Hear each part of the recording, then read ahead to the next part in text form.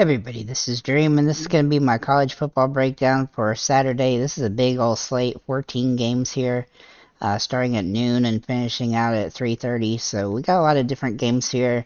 There's some big teams playing, like Florida and Texas A&M, UNC, Virginia, Ohio State, Northwestern. Let's see, Baylor, Oklahoma. Tennessee, Georgia, that's the biggest one. Oregon, Colorado, interesting. Oklahoma State, Kansas, Penn State, and Indiana. So there are a lot of good games here. With that said, I've gone through all the teams and I've picked out the players I like the best based on their situations and stuff like that. So without further ado, I'll get into that. Before I do, though, can you guys smash that like and subscribe button? Really does help the channel a lot. Really do appreciate it. So we're going to take a look at quarterbacks first, and obviously C.J. Stroud for Ohio State. He's averaging 27 fantasy points a game so far this season. He's been pretty solid. The real risk here is a blowout. Obviously, this game is going to be lopsided, but I do think he has big-time upside here. In the lopsided games, he's actually done pretty good. He's had a couple where he didn't do quite as good, 17 and 15, but I think he's in the 30-plus range in this one. Excuse me. And I think he's in a great spot and a nice plus matchup here in order to do well.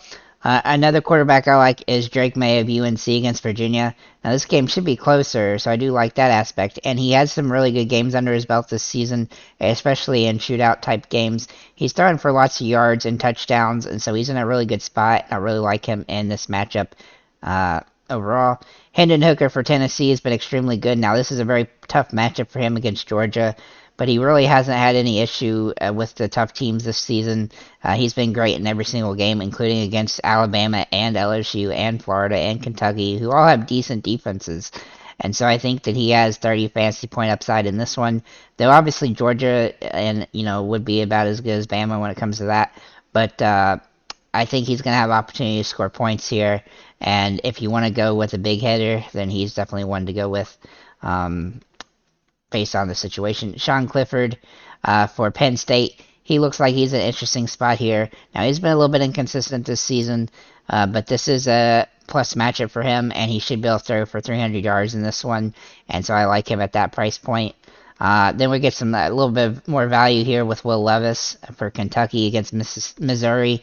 Now, he's had some tough games, especially lately, but the schedule has been extremely daunting for him. But in the weaker games, he's been able to do really well, and so I look for him to potentially be a good spot here. I do like Clifford a little bit better this week than I like Levis, but Levis is a good contrarian option off of Clifford. And then for a cheaper option, we have Anthony Richardson for Florida against Texas A&M. Now, he's been hit or miss week to week because some of these teams have been really tough, but he did good against Georgia for his price point, and he did good against LSU, Tennessee, and even some others. So I think he's in a pretty good spot here. He's a little bit risky, but his price point is super cheap, and he should be able to get over 250 yards in this particular matchup. So I do like him here. At running back, we have some good options. Mohamed Ibrahim from Minnesota is my top guy against Nebraska. He's been getting over 100 yards every game, and he has 200-yard potential in this one.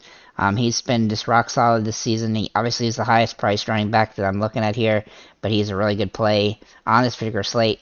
Chris Rodriguez Jr. for UK. Now, he's been a little bit more consistent as a player for Kentucky, and he's only played in 4 games, though, due to suspension at the start of the season and injury in one game, I think. But overall, he's been pretty decent. He has 100-yard potential here and touchdown potential in this nice little plus matchup for himself against Missouri, who really isn't, he's just a dominant runner, and so I do like him in this matchup. Sean Tucker for Syracuse against Pittsburgh. He's in a really good spot here, and he's been running the ball very well this season.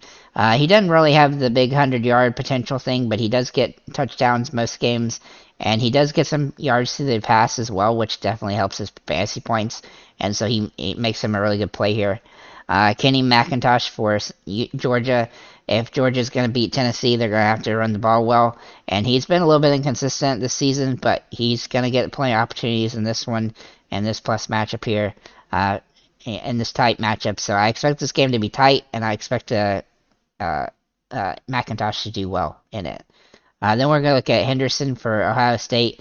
Now he's going to have opportunity to get over 100 yards in this one, but the real risk here is the blowout, and so he may not play super deep in the game, which does sometimes inhibit his ability to score fantasy points, but he should be able to score a touchdown before that happens. Then we're going to look at Kendra Miller for TCU. He's been getting over 100 yards in most of the games this season, with the exception of a couple. And this is a nice matchup for him. I expect him to be able to get to 20 fantasy points in this particular matchup, so I like him a lot here. Then we're going to look at Spears for Tulane against Tulsa, rather, where he's been running the ball extremely well. Last few weeks, he's starting to get more rushing attempts as well, and so that definitely benefits him. They like to do run heavy as well, so I do like that. I think he has nice upside in this matchup, and he's a pretty decent price. And then for a very cheap option, Devon Arcane for Texas A&M. Now, he's been getting more attempts lately, but he is not getting the best average per game. But Florida has not been great against the run, and I do like him in this matchup where he's going to get plenty of attempts and opportunity to get out there and score a touchdown or two, hopefully in this particular matchup. He's going to get attempts, so it's just a matter of him scoring the touchdown. For the wide receivers, Josh Downs is for UNC, obviously the top play on the slate here, just because of the matchup and stuff, where it should be a game where he gets, eight or so receptions, hopefully, and hopefully a touchdown. He definitely has a lot of upside in this matchup. Then we're going to look at Marvin Harrison, who I like a lot here too, Ohio State. He's been a little bit inconsistent this season, but he should be able to get plenty of opportunity in this one. Now, again, another risk with Ohio State is the fact that if the game gets out of hand, he may not play late in the game. But overall, he's still a pretty good play and should be able to get 20 plus fantasy points regardless. Emeka Egbuka for Ohio State's another guy I like. Now, he's more likely to play deeper, even if it's a blowout. And, 5 to 7 receptions and somewhere between 15 and 20 fantasy points is where I really look for him to be. Brock Bowers for Georgia. He looks like he's in a good spot here against Tennessee, and he's going to have to get more receptions in this game for this game to do well. He's kind of the type of guy that he doesn't get a ton of receptions, but he gets a lot of yards with them and sometimes the touchdowns, and so it's a matter of time. But he also does rush the ball occasionally. Sometimes it's kind of random, but I do like him in this slate overall, and his price point's really good. To get some cheaper options here, Cedric Tillman for Tennessee is in a good spot here. Now he just came back from injury, so I think he will have more opportunity in this game. He didn't have as big opportunity against Kentucky, but they also blew them out, so it didn't worry as much. This game should be tighter, and so I expect him to play more and get more opportunity to have a big game here, and his price is nice.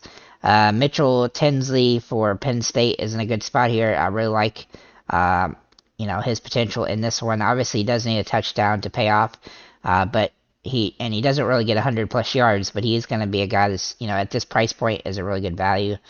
Javon Baker for UCF looks like he's in a good spot here. He's been a little bit inconsistent this season, but overall, if he gets several catches, then he's definitely going to pay off for you. It's just a matter of those catches happening, and so he's been inconsistent this season, but I do like him in this matchup against Memphis. Then we're going to look at Anthony Green for UNC. Now, he's technically the third guy on the team for wide receivers, but he's been pretty solid in the games he's played so far, and so I do like him here. He's got touchdown potential, and he's a pretty decent price point overall. Then we're going to look at Miles Price for Texas Tech. Now, he's been a little bit inconsistent with the receptions, like some of these other guys as well, but I do like him here. He's got a pretty good floor, and he has got touchdown potential in this matchup. And then for a real cheap option is Julian Fleming for Ohio State. If this game does get out of hand, which we think it will, he definitely has touchdown potential in this one, even though he's, farther down the list of, likely receivers. He does have some opportunity, and his price point is super good, and so he's relatively safe, especially with this game looking like it's going to be a blowout. He's definitely got touchdown potential, and as you can see, he's gotten touchdowns in almost every game he's played so far this season. So with that said, that's my college football breakdown. If you have any comments or questions, feel free to leave them below. When it comes to the flex and S flex, I tend to like to put a running back in flex and another quarterback in S flex. So keep that in mind when building your lineups. And thank you guys, and have a nice day, guys.